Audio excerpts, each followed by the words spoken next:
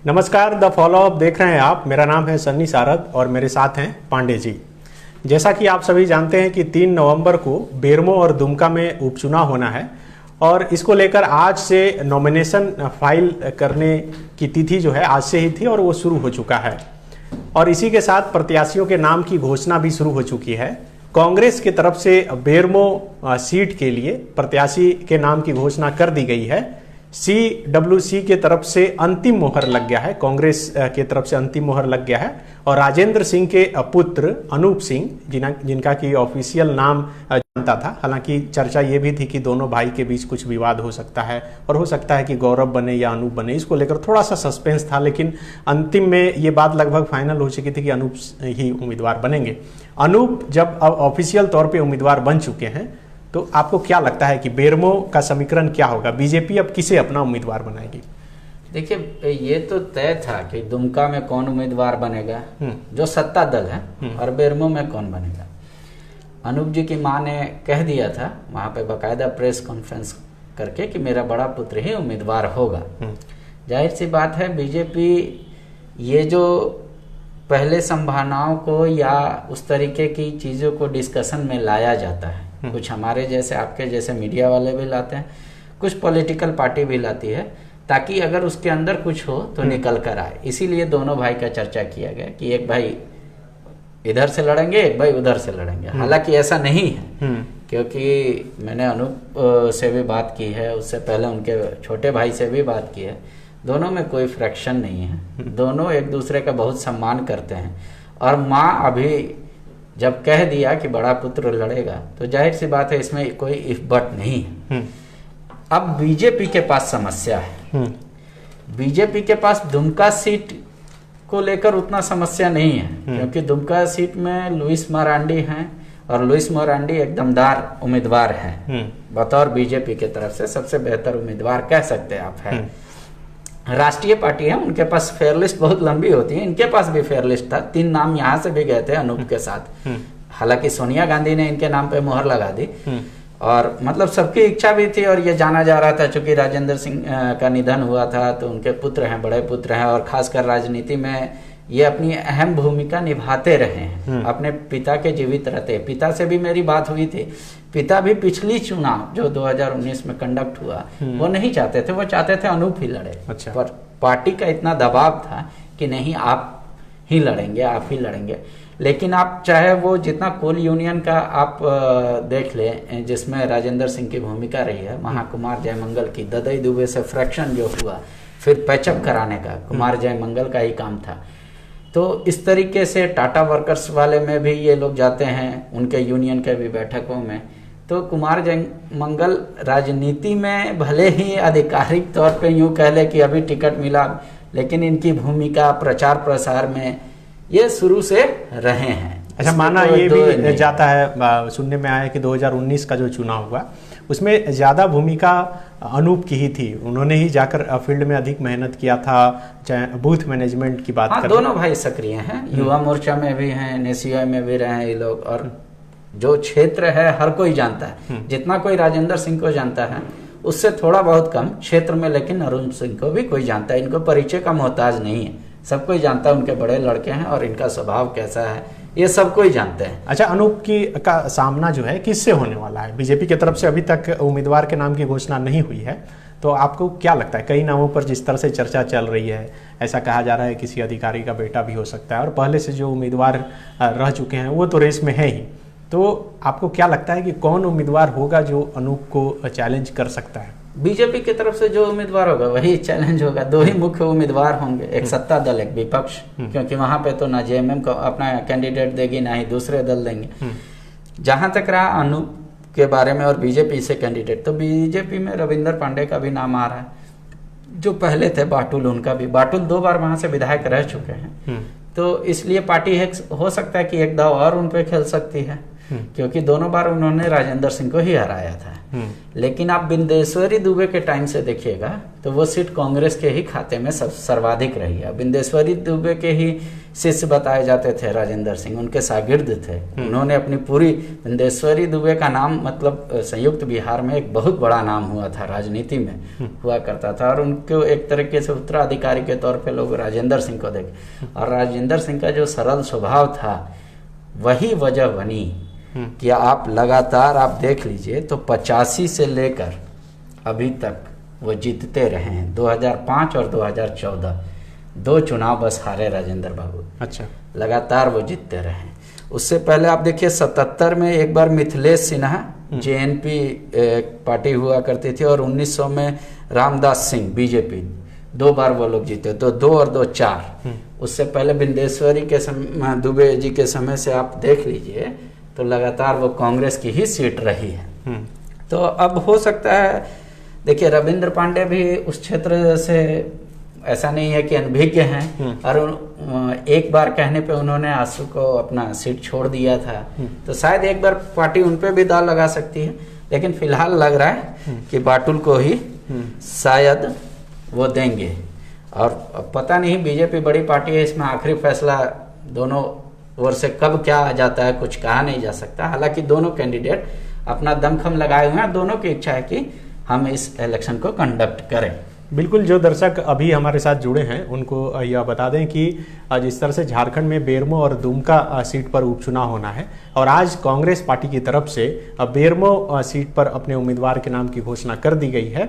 स्वर्गीय राजेंद्र सिंह के पुत्र अनूप सिंह जयमंगल जिनका नाम है, उनके नाम की घोषणा की गई है। हालांकि ये नाम की चर्चा पहले से ही थी और पहले से हर कोई मान चुका था कि जयमंगल ही उम्मीदवार होंगे, क्योंकि एक तो पिता के जगह वह एक कहा जा सकता है कि उतना काम कर चुके थे पहले से, तो उनका हक बनता था। दूसरा कि पार्टी के तरफ से भी उनके नाम पर अंतिम मुहर लगा दी गई है। लेकिन सबसे अहम बात यह है कि बीजेपी के तरफ से अब तक उम्मीदवारों के नाम की घोषणा नहीं की गई है। कई नामों पर चर्चा की जा रही है, और इसी बात को लेकर पांडे जी के साथ मैं चर्चा कर रहा हूं और आपको बताने और समझाने की कोशिश कर रहा हूं कि जिस तरह से झारखंड के 2 सीट पर 3 नवंबर को चुनाव होना है, बेरमो और दुमका। दुमका के सीट पर भी लगभग जो कैंडिडेट के नाम की घोषणा है वो भले ही औपचारिक तौर पे नहीं हुई हो, लेकिन दोनों ही जो उम्मीदवार हैं, खासतौर से जो आमना सामना होना है बीजेपी के उम्मीदवार के तौर पे, पिछली बार 2019 में जिस तरह से लुइस मरांडी रही थी, और इस बार दुमका में घोषणा ही कहा जा सकता है कि एक तरह से हो गया है कि हेमंत सोरेन के छोटे भाई बसंत सोरेन होंगे। लेकिन पांडे जी, जिस तरह से हम लोग अभी अनूप के नाम की जिस तरह से घोषणा की गई तो है, 12 तारीख को नॉमिनेशन भी, अच्छा, बसंत सोरेन 12 तारीख को नॉमिनेशन भी कर रहे हैं, तो सीएम भी जाएंगे, सीएम भी जाएंगे। हाँ। लेकिन इस बार कोविड का चूंकि प्रकोप है, तो नॉमिनेशन के दौरान जो वो भीड़, वो ताकत, वो प्रदर्शन होता था, वो सब शायद ना हो पाए। लेकिन अपने आप में काफी है। हेमंत सोरेन के छोटे भाई हैं, यही काफी है। गुरु जी के पुत्र हैं, यही काफी है बसंत सोरेन में। और बसंत सोरेन के बारे में भी कहा जाता है, चूंकि एक उम्मीदवार थे मुख्यमंत्री पद का लास्ट इलेक्शन में, तो बसंत ही थे कार्यकर्ताओं को मैनेज करना, दुमका सीट को कैसे करना, और वो मतलब हर जगह, ऐसे तो राष्ट्रीय अध्यक्ष हैं युवा मोर्चा के वो अपने पार्टी के, लेकिन वो दुमका के रग रग को जानते हैं, इसमें कतई कोई संदेह नहीं है। तो सब कह रहे हैं कि उन्हीं का क्रेडिट था, तो इसलिए अब इस बार बसंत को मिला है। जनता उनको कितना पसंद करती है, क्या होगा वोटिंग पैटर्न, ये देखना होगा। बड़े भाई को अब वहाँ पे बीजेपी एक मुद्दा बनाकर आ रही है। बीजेपी ये कह रही है कि पहले तो मुख्यमंत्री जी को माफ़ी मांगना चाहिए। उसके पीछे वो तर्क ये दे रहे हैं कि मुख्यमंत्री जी दोनों जगह जीते, बहुत अच्छा हुआ, दोनों सीट से जीते, तो उनको एक बार कम से कम आके लोगों से राय ले लेना चाहिए, मशवरा ले लेना चाहिए, या माफ़ी मांगना चाहिए। यहीं से बैठे निर्णय ले लिया कि हम दुमका सीट छोड़ रहे हैं। तो इसको वो मुद्दा बना रही है बीजेपी कि आपको इतना भी बराबर नहीं समझा, लगातार आप लोग जिताते रहे हैं। तो बिल्कुल, देखिए, मैं वही सवाल पर आ रहा था कि बीजेपी के पास कहा जा सकता है कि हाल के दिनों में कई मुद्दे हैं।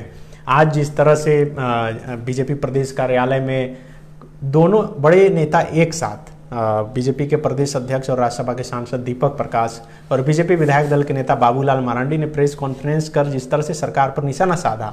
उन्होंने कहा कि जब से हेमंत सोरेन की सरकार बनी है तब से अपराध के आंकड़ों में भारी बढ़ोतरी हुई है। उन्होंने रेप के आंकड़े, दहेज प्रताड़ना के आंकड़े, कई तरह के आंकड़े प्रस्तुत किए जा रहे हैं। सारे जो आंकड़े मैं वही सवाल पर आ रहा था। दुमका सीट को हम लोग छोड़ दें अभी जिस तरह से अनूप को लेकर बात है, तो बेरमो में क्या लगता है? अच्छा, क्योंकि सर ये है, आप दुमका में ये समझ लीजिए, दुमका में ये सब कोई मुद्दा मायने नहीं है।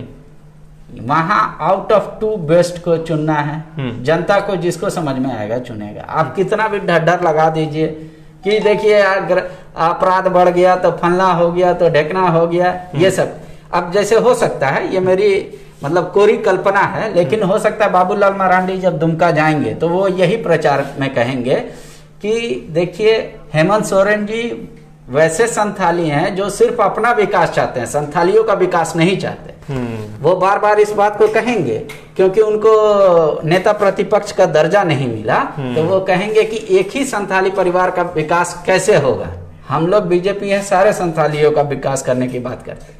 अगर इनके मन में कोई सारे संथाली को लेकर उतना ही प्रेम रहता तो हमको तो नेता प्रतिपक्ष का दर्जा मिल जाना चाहिए था। इस तरीके की भी बात सुनने को मिलेगी और बाबूलाल इस बात को खुलेआम कहेंगे क्योंकि वो भजाना चाहेंगे बाय हुक एंड क्रुक किसी तरीके से लोगों को। देखिए वहां का जो शहरी वोटर है वो पहले भी बीजेपी के साथ रहा है, अभी भी है। पिछले इलेक्शन से इस इलेक्शन में थोड़ा बहुत अंतर ये देखने को मिल रहा है, पहाड़िया जनजाति भले ही पहाड़िया बटालियन का गठन बार बार कह रहे थे रघुवर दास, लेकिन वहां पे इनवाइट थे। अच्छा, हम एक बार फिर से बेरमो सीट पर ही आएंगे। अब जिस तरह से कांग्रेस ने नाम की घोषणा कर दी है, अपने उम्मीदवार के तौर पे अनूप सिंह को उम्मीदवार बता दिया है, तो अनूप के लिए अब ये जो राह है कितनी मुश्किल और कितना आसान होने वाला है? अगर अनूप को देखें माइनस राजेंद्र सिंह तो पार्ट 0। अगर आप यूं कहें इतनी बड़ी अगर चुनाव कंडक्ट करने का, पिता का नाम बहुत बड़ा है इनके पीछे। तो पिता का नाम, पिता की कमाई अनूप के यदि काम आती है तो इनकी राह आसान हो जाए। हाँ, स्टार है। इनका वर्क जितना है वो इतना नहीं है कि ये अकेले दम पे चुनाव जीत जाए, लेकिन जिस विरासत से आते हैं, जिस परिवार से आते हैं, वो नाम बेरमो के लिए बहुत बड़ा है। तो इनकी राह हमेशा आसान होगी। दूसरी बात, कुछ सहानुभूति भी मिलेगी इनको, क्योंकि राजेंद्र सिंह एक अरसे से वहाँ के लोग की सेवा करते आए हैं। और मैं बेरमो जब दौरे पे था तो कई एक ऐसे परिवार थे जिन्होंने कहे कि उनका तो मतलब यूं कह ले आसानमंद है कई परिवार, और उनकी संख्या हजारों में है, वो लोग कह रहे थे। कईयों को मैंने पूछा किस तरीके से किया, तो कईयों को नौकरी दिया, कईयों को कुछ किया, किसी तरीके से मदद किया, अपलिफ्ट किया, तो इस तरीके से है। तो एक प्लस पॉइंट है अनूप के पास।